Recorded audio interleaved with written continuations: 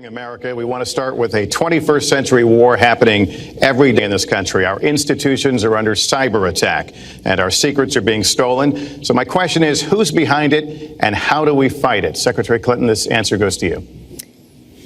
Well, I think cybersecurity, cyber warfare will be one of the biggest challenges facing the next president, because clearly we're facing at this point two different kinds of adversaries. There are the independent hacking groups that do it mostly for commercial reasons, to try to steal information that they then can use to make money. But increasingly, we are seeing cyber attacks coming from states, organs of states. The most recent and troubling of these has been Russia. There's no doubt now that Russia has used cyber attacks against all kinds of organizations in our country, and I am deeply concerned about this. I know Donald's very praiseworthy of Vladimir Putin, but Putin is playing a really tough, long game here. And one of the things he's done is to let loose cyber attackers to hack into government files, to hack into personal files, hack into the Democratic National Committee. And we recently have learned that, that this is one of their preferred methods of trying to wreak havoc and collect information. We need to make it very clear, whether it's Russia, China, Iran, or anybody else, the United States has much greater capacity, and we are not going to sit idly by and permit state actors to go after our information, our private sector information or our public sector information. And we're going to have to make it clear that we don't want to use the kinds of tools that we have. We don't want to engage in a different kind of warfare, but we will defend the citizens of this country. And the Russians need to understand that. I think they've been treating it as almost a probing. How far would we go? How much would we do? And that's why I was so shocked when Donald publicly invited Putin to hack into Americans. That is just unacceptable. It's one of the reasons why 50 national security officials who served in Republican administration have said that Donald is unfit to be the commander-in-chief. It's comments like that that really worry people who understand the threats that we face. Mr. Trump, you have 2 minutes on the same question. Who's behind it? How do we fight I do want to say that I was just endorsed, and more are coming next week. It'll be over 200 admirals, many of them are here, admirals and generals endorsed me to lead this country. That just happened, and many more are coming, and I'm very proud of it. In addition, I was just endorsed by ICE. They've never endorsed anybody before on immigration. I was just endorsed by ICE. I was just recently endorsed 16,500 Border Patrol agents. So when Secretary Clinton talks about this, I mean, I'll take the admirals and I'll take the generals any day over the political hacks that I see that have led our country so brilliantly over the last 10 years with their knowledge, okay? Because look at the mess that we're in. Look at the mess that we're in. As far as the cyber, I agree to parts of what Secretary Clinton said. We should be better than anybody else, and perhaps we're not. I don't think anybody knows it was Russia that broke into the DNC. She's saying Russia, Russia, Russia, but maybe it was. I mean, it could be Russia, but it could also be China. It could also be lots of other people. It also could be somebody sitting on their bed that weighs 400 pounds, okay? You don't know who broke into DNC, but what did we learn with DNC? We learned that Bernie Sanders was taken advantage of by your people, by Deb Wasserman Schultz. Look what happened to her. But Bernie Sanders was taken advantage of. That's what we learned. Now, whether that was Russia, whether that was China, whether it was another country, we don't know. Because the truth is, under President Obama, we've lost control of things that we used to have control over. We came in with the Internet, we came up with the Internet, and I think Secretary Clinton and myself would agree very much when you look at what ISIS is doing with the Internet. They're beating us at our own game, ISIS. So we have to get very, very tough on cyber and cyber warfare. It is a huge problem. I have a son. He's 10 years old. He has computers. He is so good with these computers. It's unbelievable. The security aspect of cyber is very, very tough, and maybe it's hardly doable. But I will say we are not doing the job we should be doing. But that's true throughout our whole governmental society. We have so many things that we have to do better, Lester, and certainly cyber is one of them. Secretary Clinton. Well, I think there are a number of issues that we should be addressing. I have put forth a plan to defeat ISIS. It does involve going after them online. I think we need to do much more with our tech companies to prevent ISIS and their operatives from being able to use the internet to radicalize, even direct people in our country and Europe and elsewhere. But we also have to intensify our air strikes against ISIS and their claim of being a caliphate. We're making progress. Our military is assisting in Iraq, and we're hoping that within the year we'll be able to push ISIS out of Iraq and then, really squeeze them in Syria. But we have to be cognizant of the fact that they've had foreign fighters coming to volunteer for them, foreign money, foreign weapons. So we have to make this the top priority. And I would also do everything possible to take out their leadership. I was involved in a number of efforts to take out al-Qaeda Hillary leadership. Clinton and Donald Trump are virtually headed into their first presidential debate Monday night, a new ABC News Washington Post poll shows. Organizing principles, because this survey shows likely voters split 46% for Clinton and 44% for Trump, with 5% supporting Libertarian Gary Johnson and 1% backing the Green Party's Jill Stein. There are American citizens who have been inspired to commit acts of terror on American soil. The latest incident, of course, the bombings we just saw in New York and New Jersey, the knife attack at a mall in Minnesota, and the last year, deadly attacks in San Bernardino and Orlando. I'll ask this to both of you. Tell us specifically how you would prevent homegrown attacks by American citizens, Mr. Trump. Well, first I have to say one thing, very important. Secretary Clinton is talking about taking out ISIS. We will take out ISIS. Well, President Obama and Secretary Clinton created a vacuum the way they got out of Iraq. Because they got out, they shouldn't have been in, but once they got in, the way they got out was a disaster. And ISIS was formed. So she talks about taking them out. She's been doing it a long time. She's been trying to take them out for a long time.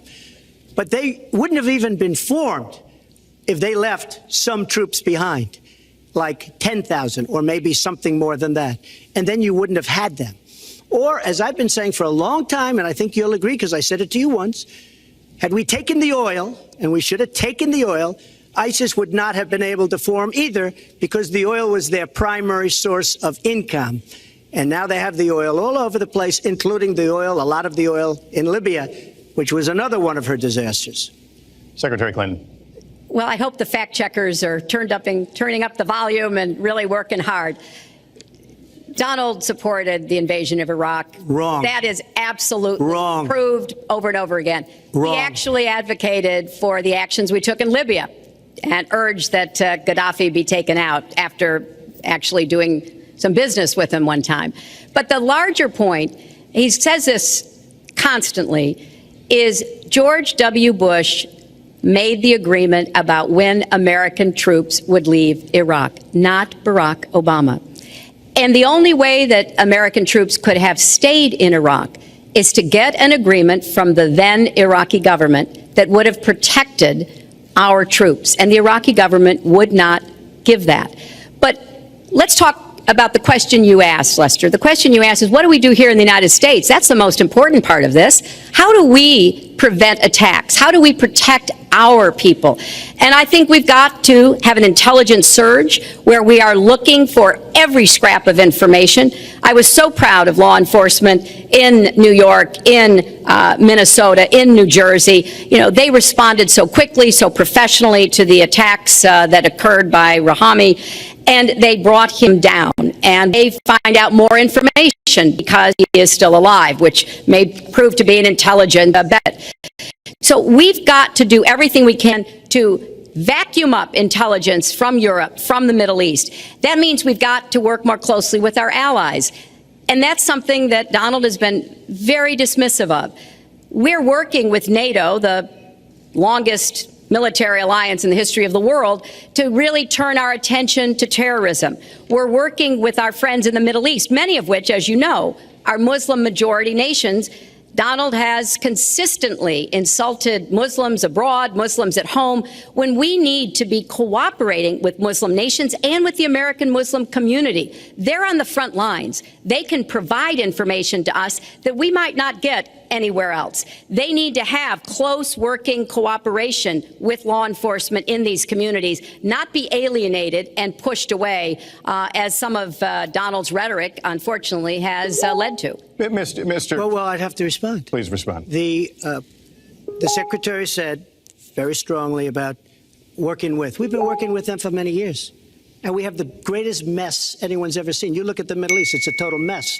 Under your direction to a large extent. But you look at the Middle East, you started the Iran deal. That's another beauty where you have a country that was ready to fall. I mean, they were doing so badly. They were choking on the sanctions, and now they're going to be actually probably a major power at some point pretty soon, the way they're going.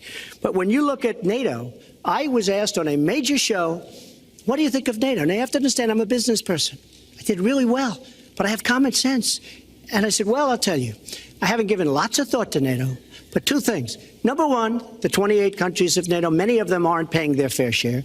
Number two, and that bothers me because we should be, yes, we're defending them, and they should at least be paying us what they're supposed to be paying by treaty and contract.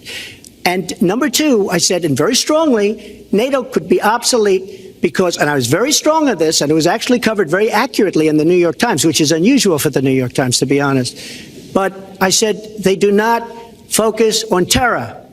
And I was very strong, and I said it numerous times, and about 4 months ago, I read on the front page of the Wall Street Journal that NATO is opening up a major terror division, and I think that's great. And I think we should get, because we pay approximately 73% of the cost of NATO, it's a lot of money to protect other people, but I'm all for NATO. But I said they have to focus on terror also, and they're going to do that. And that was, believe me, I'm sure I'm not going to get credit for it, but that was largely because of what I was saying and my criticism of NATO. I think we have to get NATO to go into the Middle East with us, in addition to surrounding nations, and we have to knock the hell out of ISIS, and we have to do it fast. When ISIS formed in this vacuum created by Barack Obama and Secretary Clinton, and believe me, you were the ones that took out the troops. Not only that, you named the day. They couldn't believe it. They sat back probably and said, I can't believe it. They said, no, wait a minute. We've covered when they formed, this is something that never should have happened. It should have never happened. Now, you're talking about taking out ISIS, but you were there and you were Secretary of State when it was a little infant. Now it's in over 30 countries. And you're going to stop them? I don't think so. Mr. Trump, a lot of these are judgment questions. You had supported the war in Iraq before the invasion. What makes your judgment? I did not support the war in Iraq. 2002. That is a mainstream media nonsense put out by her because she, frankly, I think the best person in her campaign is mainstream media. My question is, since would you like to hear? Why is your war. Wait a minute. I was against the war in Iraq, just so you put it out. The record shows otherwise. The record but why does not show that. Why is your judgment? The record shows that I'm right.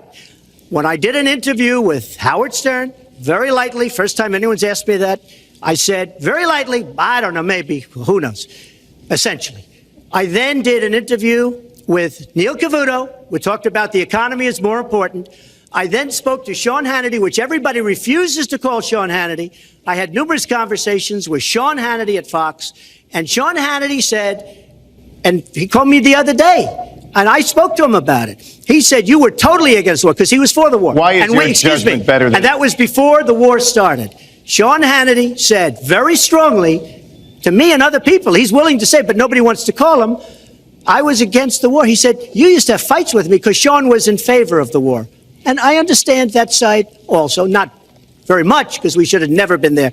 But nobody called Sean Hannity. And then they did an article in a major magazine shortly after the war started, I think in 2004, but they did an article which had me totally against the war in Iraq.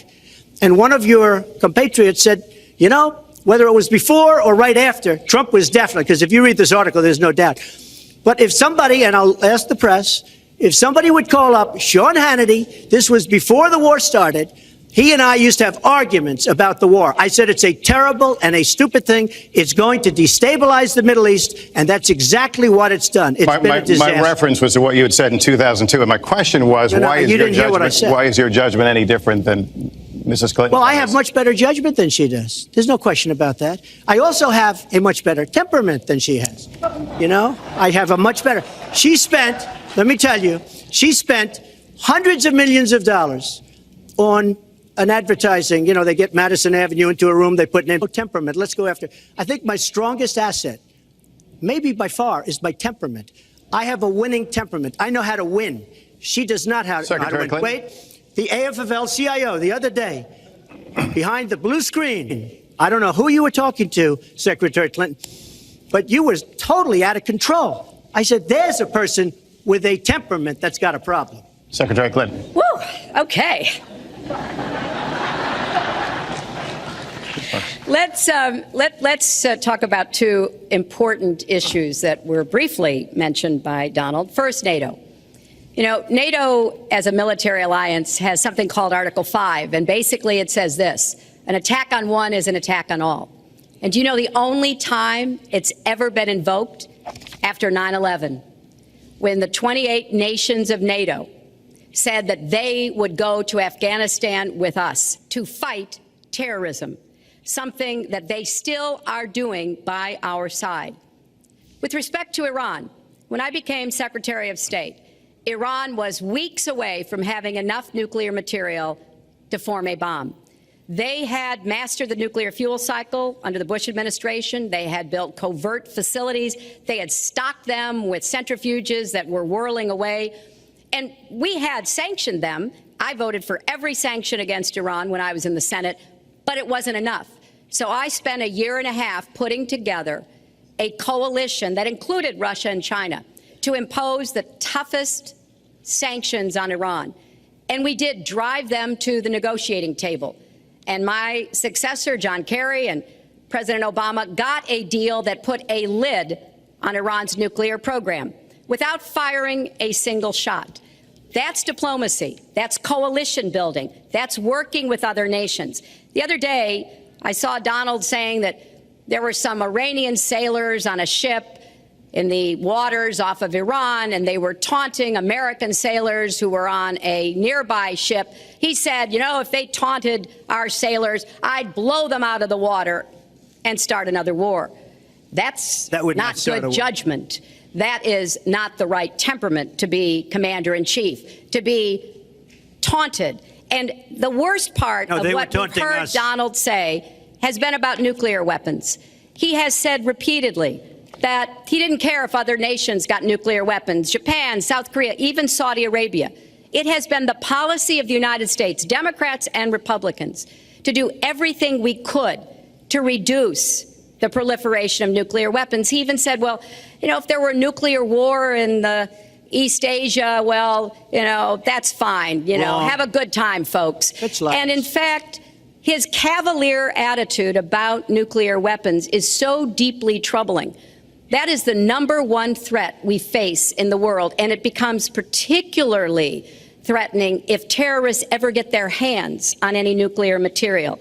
So a man who can be provoked by a tweet should not have his fingers anywhere near the nuclear codes, as far as I think anyone with any sense about this should be concerned. That line's getting a little bit old, I must say. Listen, it's a good one, though. I would like to, well describes the problem. It's not an accurate one at all.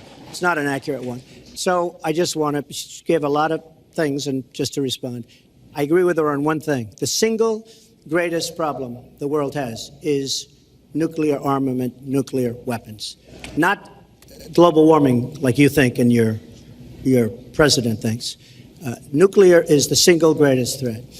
Just to go down the list, we defend Japan, we defend Germany, we defend South Korea, we defend Saudi Arabia, we defend countries. They do not pay us what they should be paying us because we are providing tremendous service and we're losing a fortune. That's why we're losing. We lose on everything. I say, who makes these? We lose on everything. Well, I said that it's very possible that if they don't pay a fair share, because this isn't 40 years ago where we could do what we're doing. We can't defend Japan, a behemoth selling us cars by the million. We need to move on. Wait, but it's very important. All I said was they may have to defend themselves or they have to help us out. We're a country that owes $20 trillion. They have to help us out. As far as the nuclear is concerned, I agree. It is the single greatest threat that this country has. Which leads my next question as we enter our last segment here still on the subject of securing America. On nuclear weapons, President Obama reportedly considered changing the nation's longstanding policy on first use. Do you support the current policy? Mr. Trump, you have 2 minutes on that. Well, I have to say that, for what Secretary Clinton was saying about nuclear with Russia, she's very cavalier in the way she talks about various countries. But Russia has been expanding.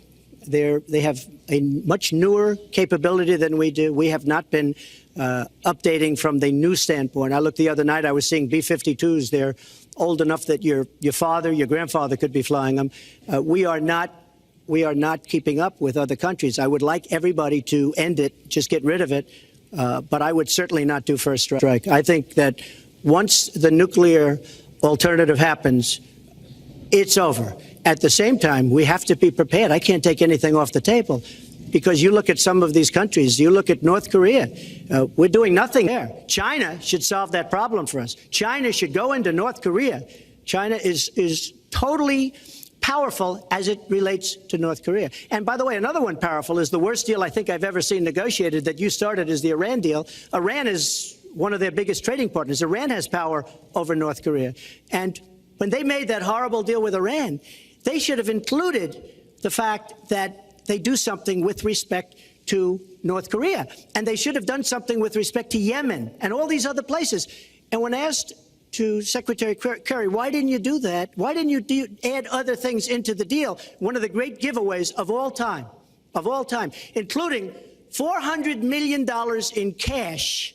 Nobody's ever seen that before. That turned out to be wrong. It was actually $1.7 billion in cash. Obviously, I guess, for the hostages, it certainly looks that way. So you say to yourself, why didn't they make the right deal? This is one of the worst deals ever made by any country in history. The deal with Iran will lead to nuclear problems. All they have to do is sit back 10 years, and they don't have to do much, and they're going to end up getting nuclear. I met with Bibi Netanyahu the other day. Believe me, he is not a happy camper. All right, Mrs. Clinton, Secretary Clinton, you have 2 minutes. Let me start by saying words matter. Words matter when you run for president, and they really matter when you are president. And I want to reassure our allies in Japan and South Korea and elsewhere that we have mutual defense treaties and we will honor them.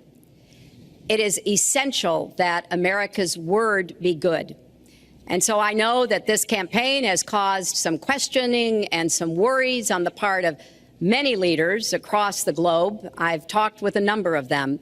But I want to, on behalf of myself and I think on behalf of a majority of the American people, say that, our word is good. It's also important that we look at the entire global situation. There's no doubt that we have other problems with Iran, but personally, I'd rather deal with the other problems having put that lid on their nuclear program than still to be facing that. And Donald never tells you what he would do. Would he have started a war? Would he have bombed Iran? If he's going to criticize a deal that has been very successful in giving us access to Iranian facilities that we never had before, then he should tell us what his alternative would be. But it's like his plan to defeat ISIS. He says it's a secret plan, but the only secret is that he has no plan. So we need to be more precise in how we talk about these issues. People around the world follow our presidential campaigns so closely, trying to get hints about what we will do. Can they rely on us?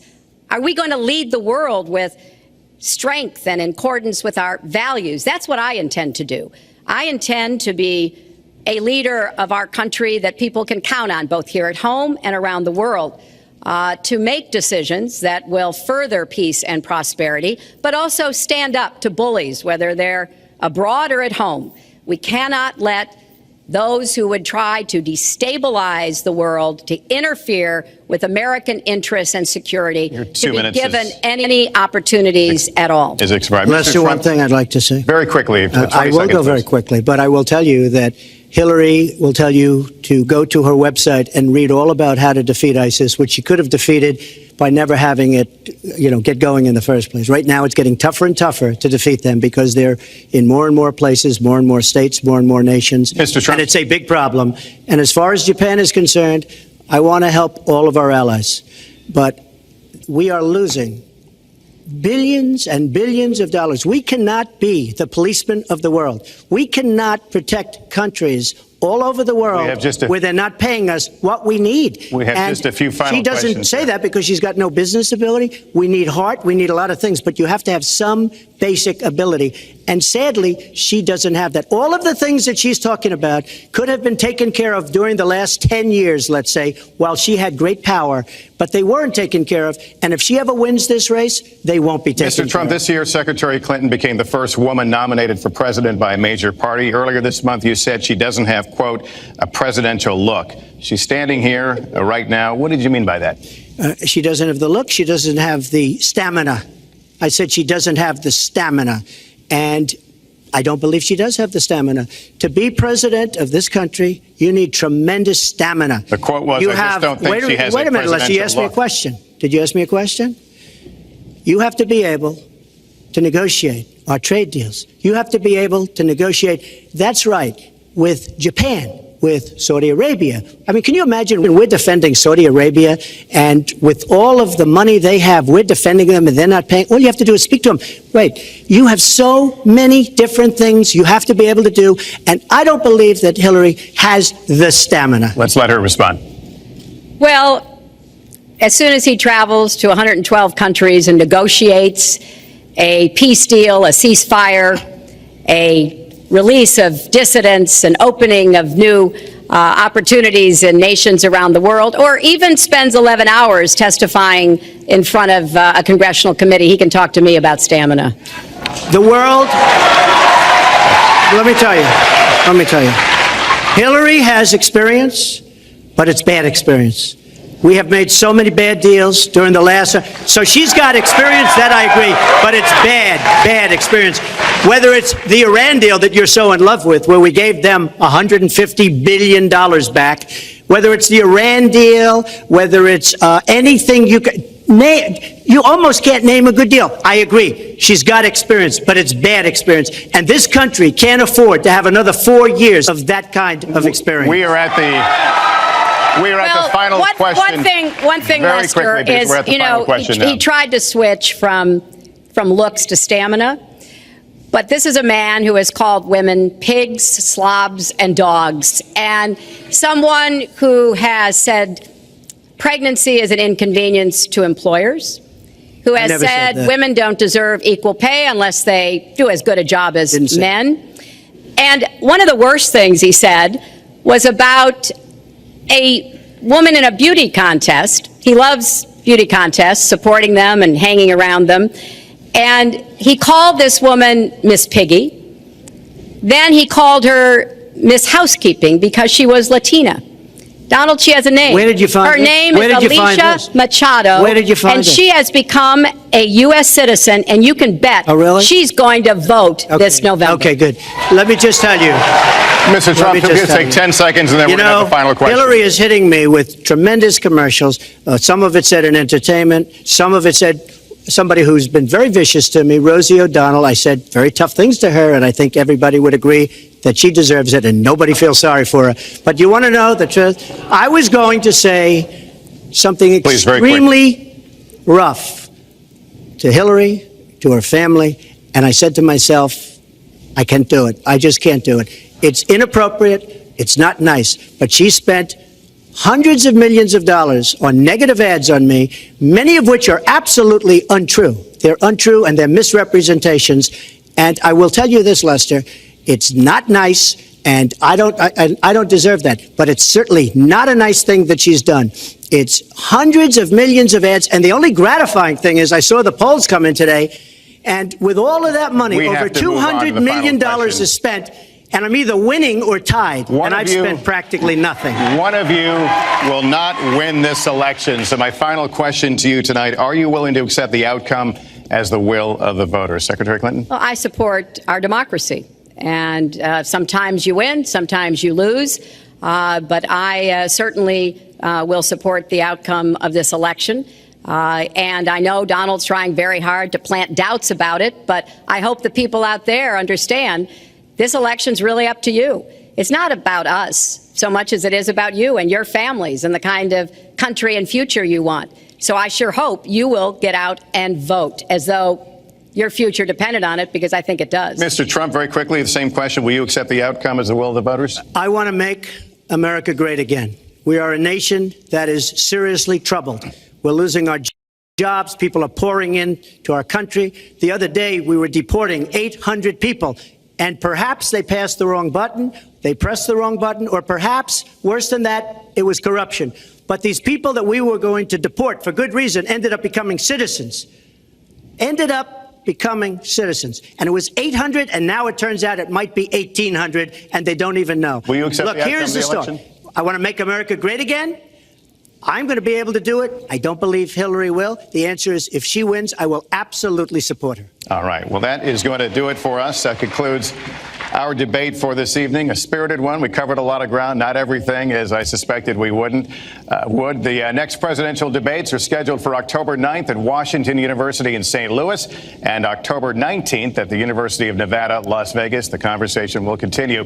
A reminder, the vice presidential debate is scheduled for October 4th at Longwood University in Farmville, Virginia. My thanks to Hillary Clinton and to Donald Trump and to Hofstra University for hosting us tonight. Good night, everyone.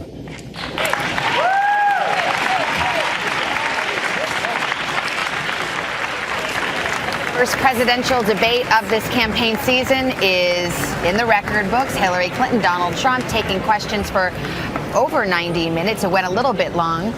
And we see them now shaking hands with the moderator, Lester Holt, and now we expect them to greet their families, as is tradition on these nights. Chuck Todd, I'll turn to you first. What did we witness tonight? Do you think either candidate moved the needle in their directions? Before I want to talk about the candidates, this is the most abnormal event I have ever witnessed. This was not a normal political debate. Let's not sit here and pretend we saw something that is a quadrennial occasion here. This was as surreal as some thought it might be. It was clear both candidates didn't lie to us about how they prepared for this debate. Hillary Clinton was at times even, you could argue, over-prepared, and her opening statement must have had 15 policy proposals within that 2 minutes. And that was Donald Trump, who we've all come to cover on this campaign. That was the same Donald Trump, very reactive. He was filled with emotion. He had a couple of decent moments at the top, but there were times where I didn't understand the point he was making. I have to say, this was, I think, as this night wore on, became tougher and tougher for Trump, and it exposed his lack of preparation. Tom Brokaw, win, lose, or draw?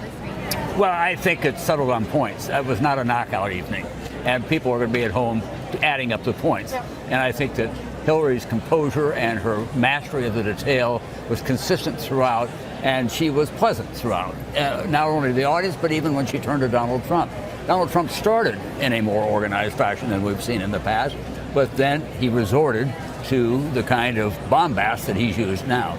My guess is that he probably kept his constituency, but I don't think he pulled anybody across the line. I'm with you there. I thought the pugilistic aspect to him is what excites his voters. You hear it, that's what the first spontaneous moment in a debate audience that I remember covering these things was when he said, oh yeah, I'll release my tax returns when she does her emails.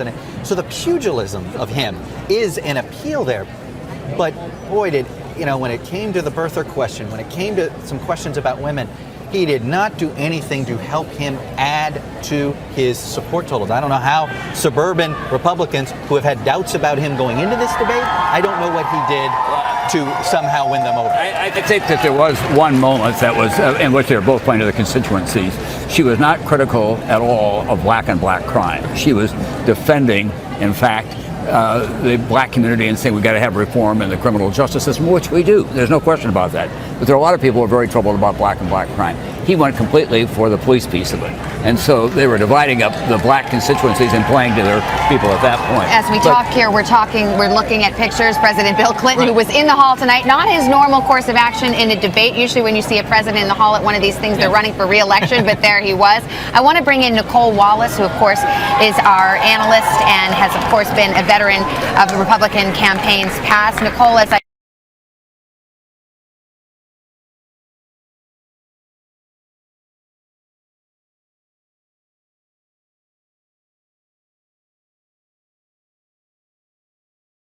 I go to you. I guess the question this morning is, if this debate were fought on demeanors, on the ground of who is more likable, who has addressed some of the character or temperament issues that have dogged both of them, frankly, in this campaign, do you think one side or the other comes out on top?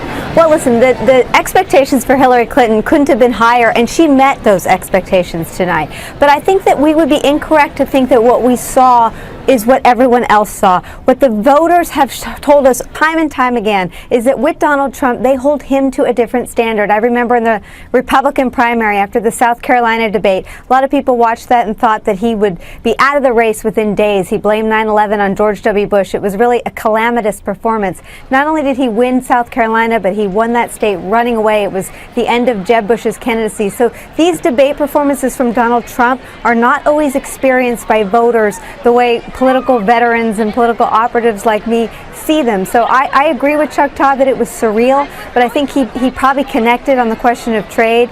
I think there are some people out there, certainly in his base, that appreciated his answers on law and order, but in the sum of the performance from each, she certainly looked more presidential. I'm just not sure that's the standard by which we're going to pick the next president. Nicole, I want to go to the preparation issue. You've been involved in the room there. You tell me it is clear no one showed him a videotape of him on mute.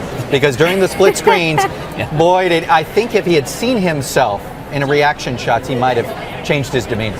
You know, I sent a text to one of our colleagues when I first started seeing that shot. And, you know, in these general election debates, every moment of your performance is televised. And it was indecipherable from a Saturday Night Live skit, you know, his faces and the grimaces. But, you know, again, I'm just not sure that people are going to hold all that against him. They like that he's real. They like that he emotes. But I agree with your assessment earlier. I don't think he pulled anyone new into his cause with tonight's performance. Nicole Wallace, thank you very much. We appreciate that. We're joined now by David Plouffe. I want to get to him. He's a veteran Democratic strategist, of course, who ran Barack Obama's campaigns and back in 2008, also was on 2012. David, good evening to you. I guess the question is, we'll just let you have a freebie here. How do you think your candidate did? I agree with Chuck. It was surreal. I mean, I think one person was prepared to be president. And one person wasn't prepared, and there was big moments. I mean, basically saying he was smart not to pay taxes, kind of, you know, celebrated the fact that he took advantage of the housing crisis, doubling down on birther, lying about the Iraq War repeatedly, and asking people to call Sean Hannity. So maybe some of his supporters liked it. I'm sure they did.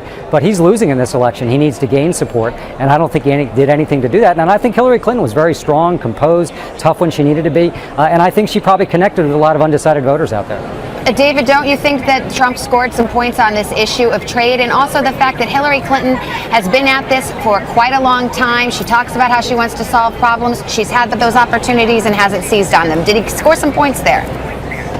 Well, I don't think so. I mean, he tried to in the longevity. I appreciate what he was trying to do. But no one watching that debate, in my view, who's not a Trump partisan, think this is anybody who's got solutions to plans.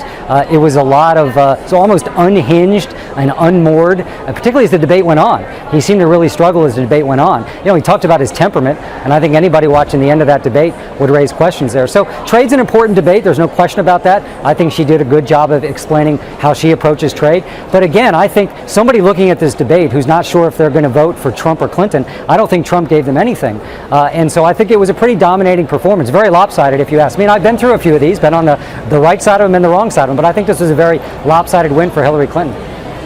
David Plouffe, who is, of course, on Team Clinton tonight as a surrogate. Thank you so much. By the way, we're going to talk to Rudy Giuliani on behalf of the Trump campaign in a few moments. When we come back, our coverage continues, and Chuck Todd has picked some key moments from the debate. We're going to look at those and assess how the two campaigns are feeling after the showdown. We'll be right back after this. Tom Brokaw, Chuck Todd, all here.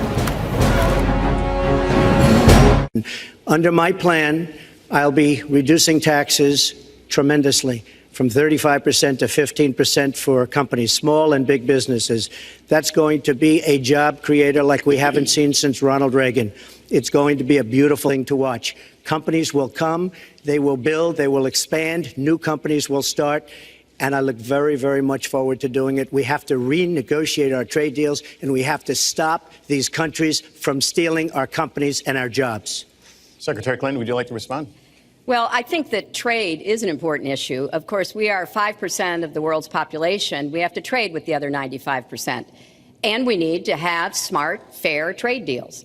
We also, though, need to have a tax system that rewards work and not just financial transactions. And the kind of plan that Donald has put forth would be trickle-down economics all over again. In fact, it would be the most extreme version, the biggest tax cuts for the top percent of the people in this country than we've ever had. I call it trumped up trickle-down, because that's exactly what it would be. That is not how we grow the economy. We just have a different view about what's best for growing the economy, how we make investments that will actually produce jobs and rising incomes. I think we come at it from somewhat different perspectives. I understand that. You know, Donald was very fortunate in his life, and that's all to his benefit.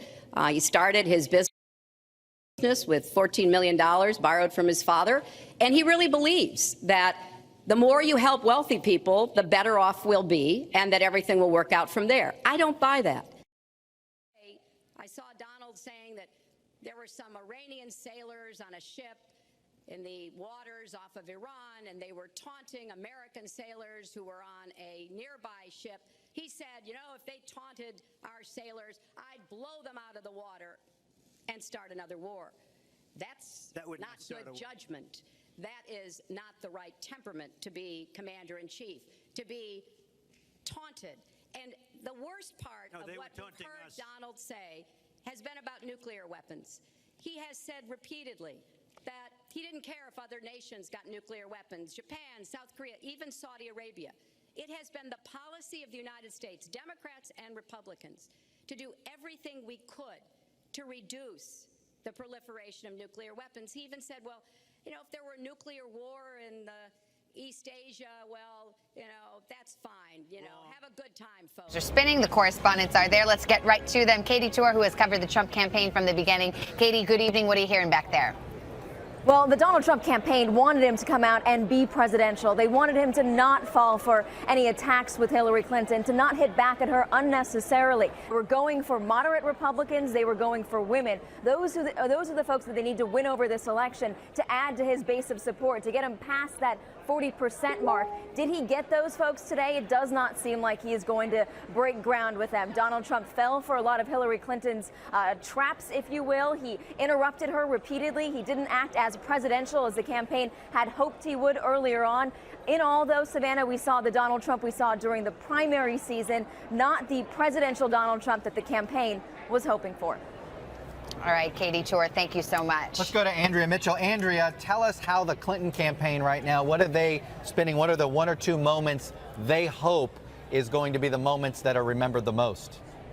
Well, certainly her comments about women. When Donald Trump said that she didn't look presidential and then pivoted to her not having the stamina, and the way she seized on that, said that he had pivoted from stamina to from looks to stamina, and that anyone who had traveled to 12 countries and had sat through 11 hours of the Benghazi hearing, I mean, she very effectively, I think, countered him on that woman's issue, and also on the way he talked about women, talked about the Latina woman who was a beauty contestant in one of his contests. So on that, I think she scored, also suggesting that he had been guilty of racist behavior going back to when he began his business in 1973. I think she was on the defensive on trade, on jobs. The economic issues, even though she had a lot of facts on her side, were not as compelling to the way he was reaching out to his base, but not adding to that base.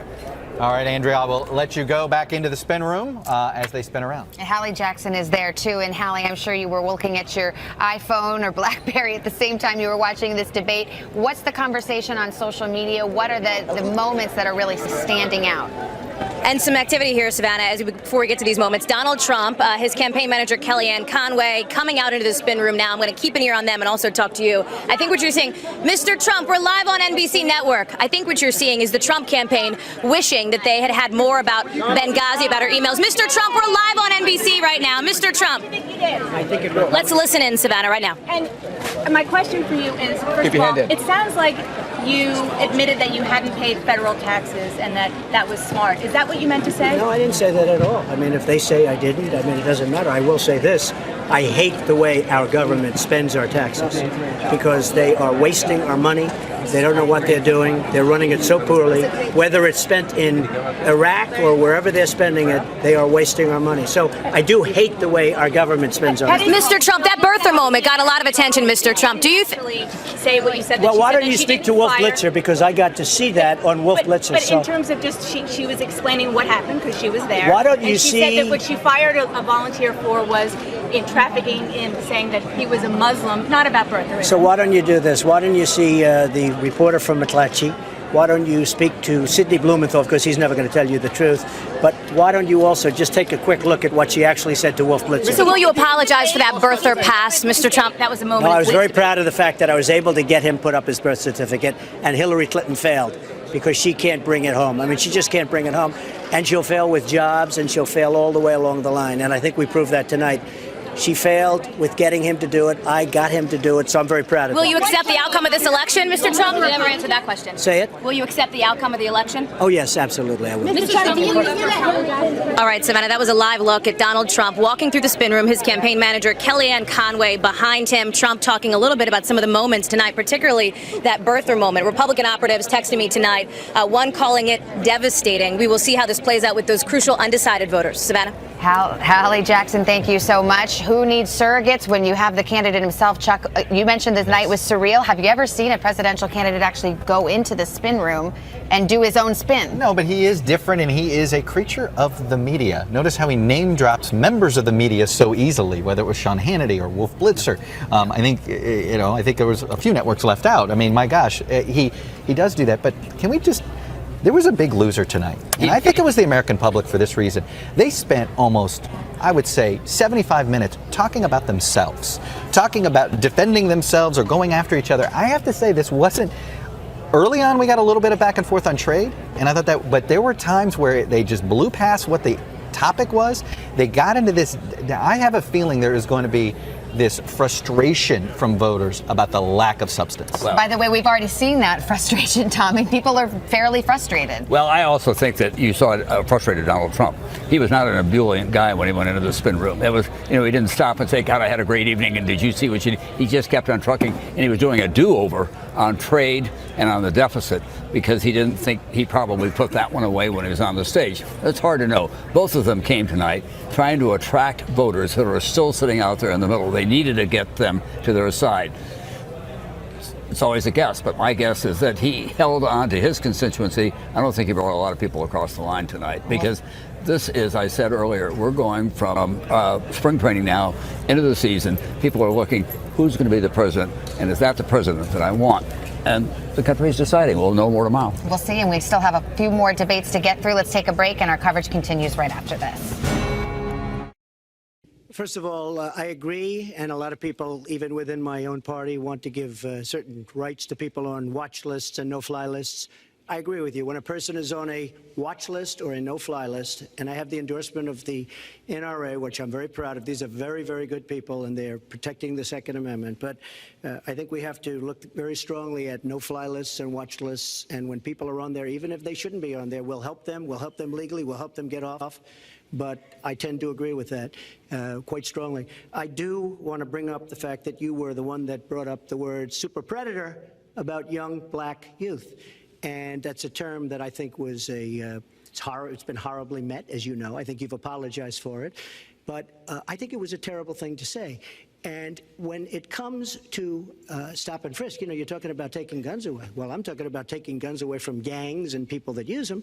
And I really don't think you disagree with me on this, if you want to know the truth. I think maybe there's a political reason why you can't say it, but I really don't believe. In New York City, stop and frisk, we had 2,200 murders, and stop and frisk brought it down to 500 murders. 500 murders is a lot of murders.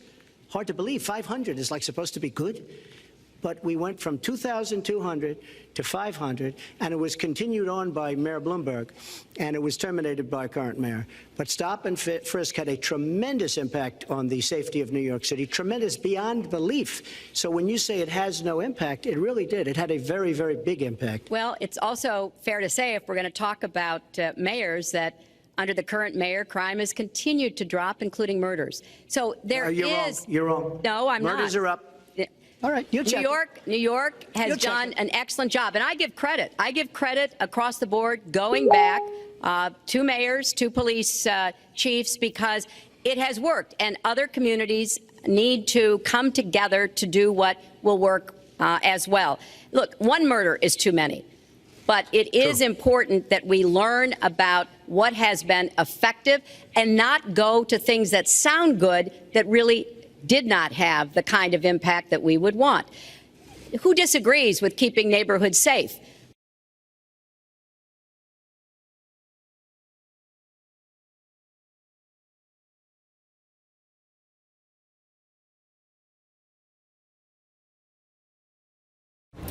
And that about does it for our coverage this evening. Chuck, in about 20 seconds, what's your final thought or your verdict on this? Well, I'll say this. We'll know how the candidates feel tomorrow morning. How pugilistic are either side? The more aggressive candidate tomorrow morning is one who thinks they lost. We'll be watching body language as always. Chuck and Tom, great to have you with us. By the way, the next debate takes place October 4th.